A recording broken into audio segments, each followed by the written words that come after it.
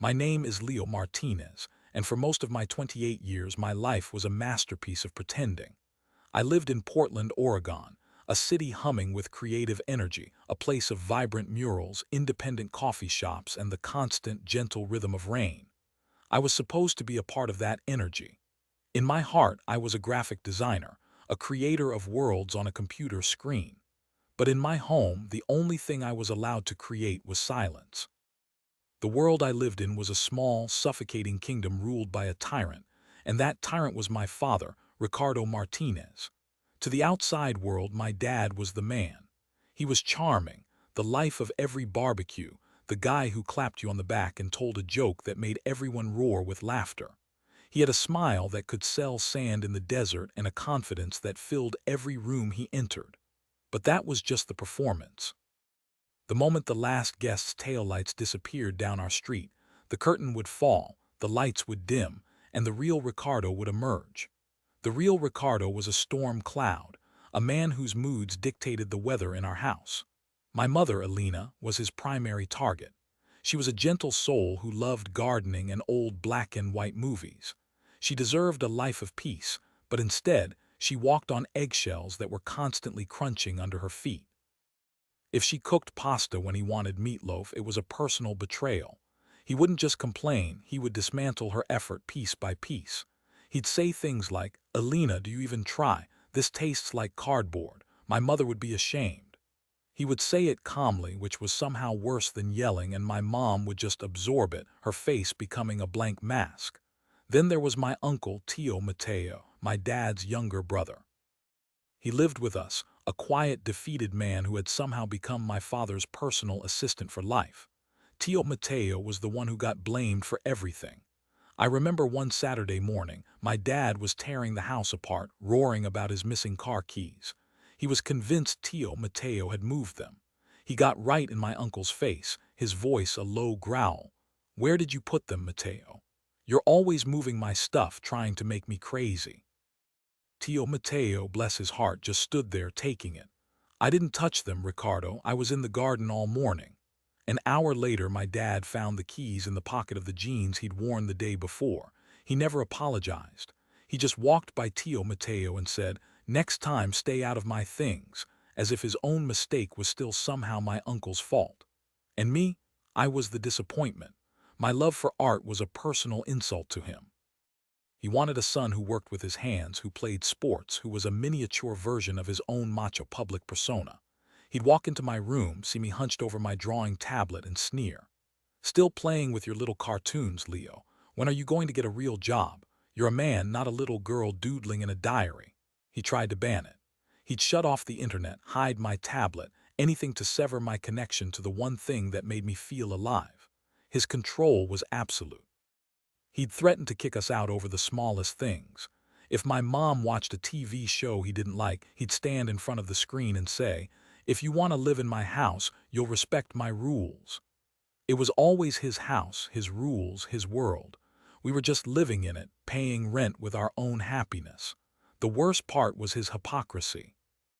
He'd flirt with women half his age, my friends' older sisters, waitresses at restaurants, making them visibly uncomfortable with his sleazy comments, and then dismiss it as just being a friendly guy. It's why I never had friends over. I couldn't bear to see their polite, strained smiles as my father tried to charm them. I couldn't stand the shame. I knew from a very young age that this was not normal. Around the time I was 12, I started begging my mom to leave him. We'd have these whispered conversations in the kitchen late at night. "Mom, we can't live like this. He's not right. We could go somewhere else." But she was trapped. We didn't have much money, and because Ricardo never laid a hand on us, because all his abuse was verbal and psychological, no one saw the emergency. I talked to school counselors, but my words seemed to evaporate as soon as I said them. "He's just a strict father," they'd say. "Family disagreements happen." No one understood the quiet terror of living under his thumb. The turning point for me, the moment my vague unhappiness sharpened into a specific mission, happened when I was 16. I had a chance, a real one. My art teacher had helped me put together a portfolio for a summer program at a prestigious art school in California. It was a full scholarship. It was my ticket out. I worked for months on that portfolio, pouring every ounce of my hope and talent into it. The night before it was due, I left it on the dining room table, ready to be mailed first thing in the morning. That night, my dad came home drunk and angry about something at work. He and my mom had a fight. I hid in my room, listening to his voice rumble through the walls. The next morning, I came downstairs to find my portfolio ruined. A full glass of dark beer had been accidentally knocked over, soaking through the thick paper, blurring my ink drawings into meaningless smudges. The pages were warped and stained. It was destroyed. He was standing there sipping his coffee and he just shrugged. Accidents happen, son. Maybe it's a sign. That art stuff is a waste of time anyway. I looked at him and I saw it in his eyes. It wasn't an accident. He had done it on purpose. He couldn't stand the idea of me succeeding at something he didn't approve of me escaping his control. In that moment, something inside me broke, but something else was forged in its place. Cold, hard resolve. I wasn't just going to escape him. I was going to stop him. I was going to dismantle his little kingdom brick by brick until he had no one left to hurt. My mission had begun. The years that followed were a long, slow war of attrition. I started by building my own support system, a network of allies outside the walls of my father's house. I found a therapist through a low-cost clinic, a kind woman who helped me understand that my father's behavior was not my fault. She gave me the language for his cruelty: narcissism, emotional abuse, manipulation. Naming the monster was the first step toward fighting it. I fortified my friendships, especially with my best friend, Sarah. She became my vault, the person I could text in real time when something happened. Her replies were my lifeline, little messages of validation that kept me sane. My mission required patience and planning. I realized my word alone would never be enough. I needed proof. So I became a spy in my own home. I bought a small, cheap digital voice recorder. I'd started on my phone in my pocket before walking into a room where I knew my father was. I captured his rants, the way his voice would shift from charming to menacing in a split second. The recordings were chilling to listen to later, a catalog of his casual cruelty. I would text Sarah immediately after an incident, creating a time-stamped log of his outbursts. 7:15 p.m., Dad just told Mom her cooking is fit for pigs because she used rosemary. 10:30 p.m., Dad is threatening to kick Tio Mateo out again because he left a light on in the hallway. It felt small, but it was something. It was evidence. A few times I managed to escape. When I was 22, I saved up enough money from freelance graphic design gigs I did in secret at the library and moved into a cramped apartment with a friend. The first week was pure bliss. I could breathe. I could create art without looking over my shoulder. I could exist without fear. But my father was a master manipulator. The phone call started. "Leo, your mother is not doing well. She misses you so much. She's not eating." Then it would be him. "Son, I know we've had our differences, but this house is empty without you. I was hard on you because I want you to be a strong man." He knew exactly which buttons to push. A few months later, my roommate's job transferred him to another state and I couldn't afford the rent on my own. Defeated, I moved back home. Walking through that front door again felt like putting on a lead coat. He had won that round. But I didn't give up on my plan. I just got smarter. I played the part of the dutiful son. I did what he asked. I didn't argue. I became agreeable, compliant. I let him believe he had finally broken me. All the while, the secret folder on my cloud drive grew. Voice recordings, time-stamped text logs, even a few shaky videos I managed to take on my phone when he was in a drunken rage, slurring his words and stumbling through the living room. I felt disgusted with myself for doing it, for violating his privacy. But then I'd remember my ruined portfolio, my mother's sad eyes, my uncle's slumped shoulders, and I knew I was doing the right thing. The real low point came in 2023. My Tio Mateo passed away from a sudden heart attack. He had been my father's shield, absorbing so much of his anger. At the funeral, my father delivered a heart-wrenching eulogy about his beloved brother, weeping openly. People came up to me and said, "Your father is such a strong, loving man." I wanted to scream. The moment we got home, the performance ended. There was no grief, only annoyance that he now had to handle Tio Mateo's affairs. With my uncle gone, his role was passed to me. I became his gopher, his servant. "Leo, get me a beer." "Leo, mow the lawn." "Leo, your mother's car is making a noise, go fix it." His demands were constant. My life shrank until it was nothing but his needs. My own dreams, my art, my friends, all of it faded into the background. I felt like I was disappearing, dissolving into his shadow. The substance abuse, which had always been simmering, boiled over. He was drinking more, and I suspected he was using other things too. He became more erratic, his anger more explosive. There were nights I'd lie in bed, my heart pounding, listening to him rage about nothing downstairs, and I would think, this is it. I'm going to be stuck here forever. He's one. I felt hopeless, a ghost in my own life.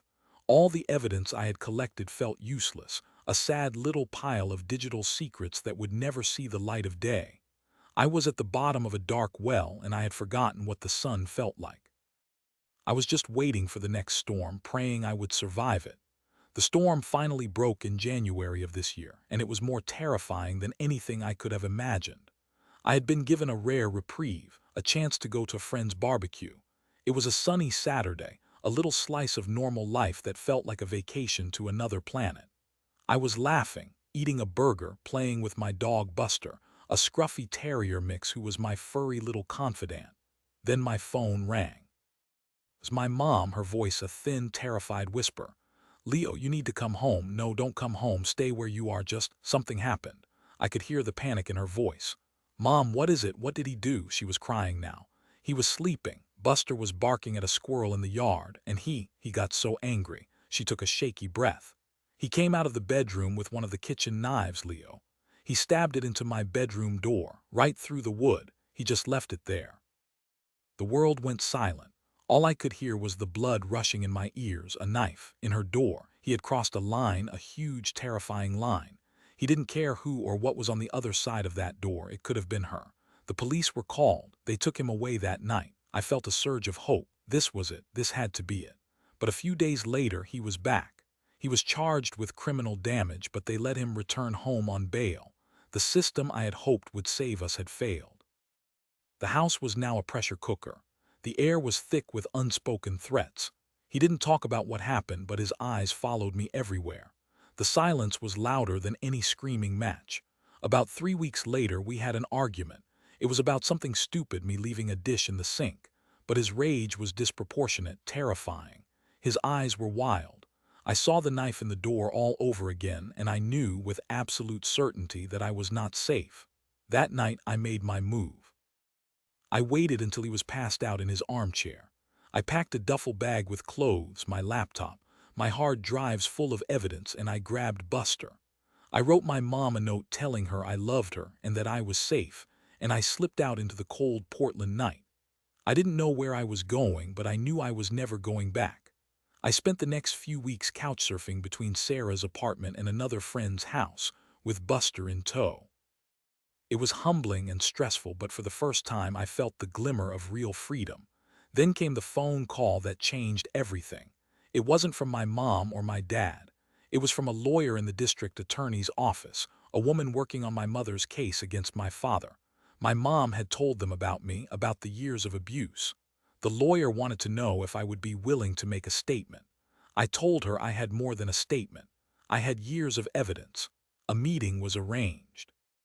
I walked into that office feeling like a scared kid, but the prosecutor, a sharp, no-nonsense woman named Ms. Albright, listened to me.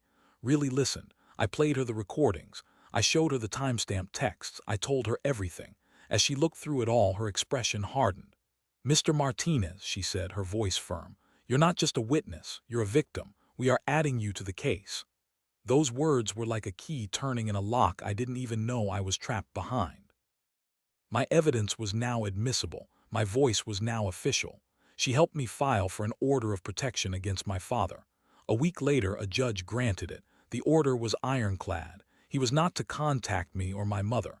He was to stay away from the house. And in a stunning twist of poetic justice, the order granted me exclusive use of the home. I was being given the keys to the kingdom. I went back to the house, this time with a police escort. I walked through the door, and for the first time it felt like my home, not his prison. Buster ran through the rooms, his tail wagging, sensing the shift in the atmosphere. The quiet was no longer menacing, it was peaceful. The real battle, however, was still to come. The court hearing was set for April. The 2 months leading up to the hearing were a period of transformation. Free from the oppressive weight of my father's presence, I felt myself changing, reinflating like a balloon that had been crushed for years. I dyed my hair, a bold electric blue I'd always wanted to try. I started working out, channeling my anxiety and anger into something productive. I spent hours on my graphic design work and my creativity exploded. I bought a new suit from a thrift store, a sharp, dark gray suit that made me feel powerful.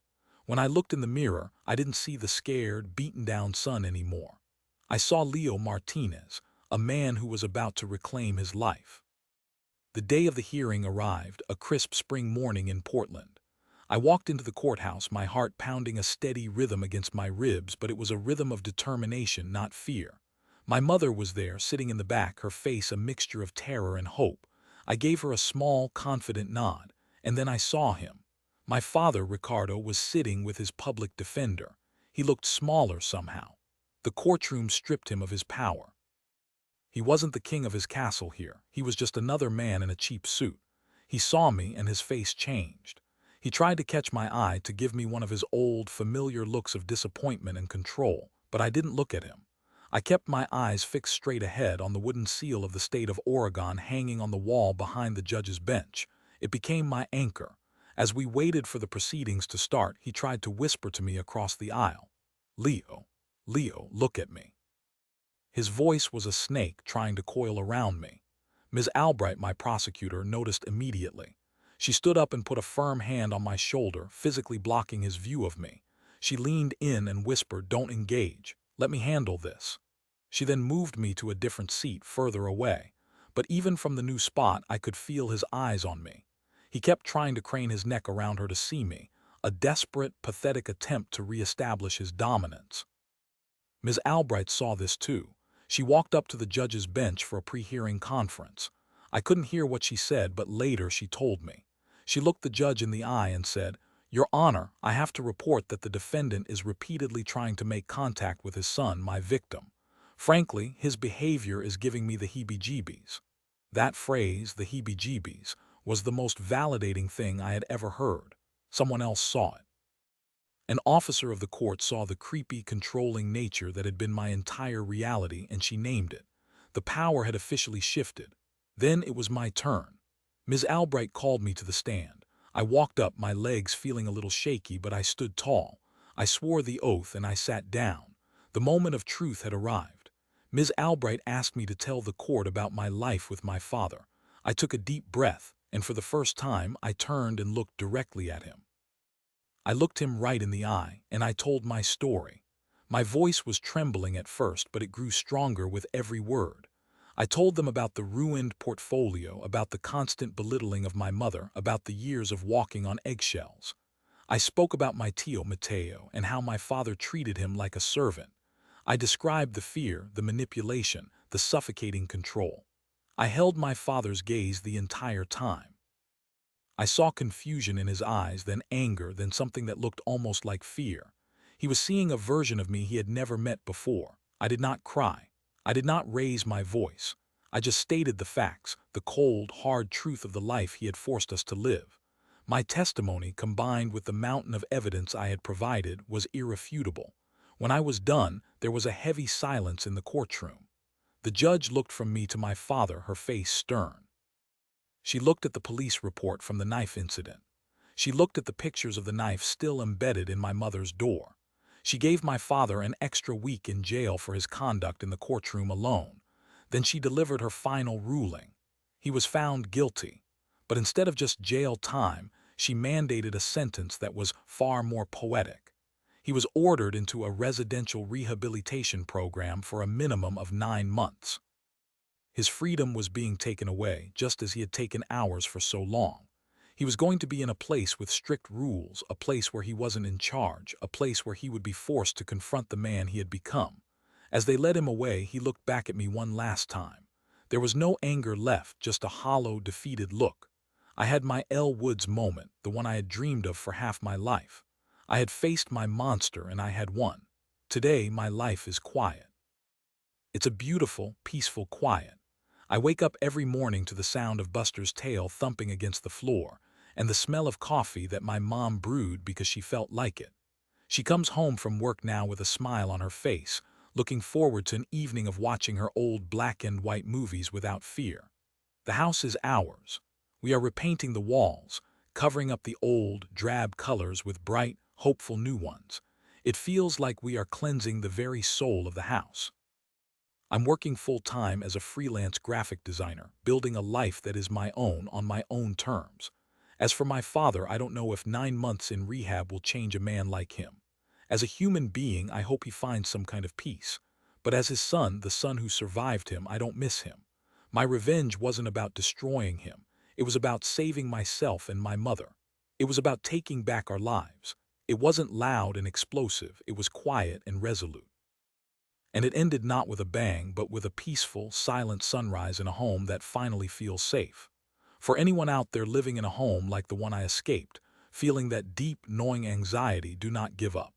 Keep working, keep planning, keep gathering your strength. It might take longer than you want, and it will be one of the hardest things you ever do, but the peace on the other side is worth every single second of the fight. Your happy, quiet life is waiting for you.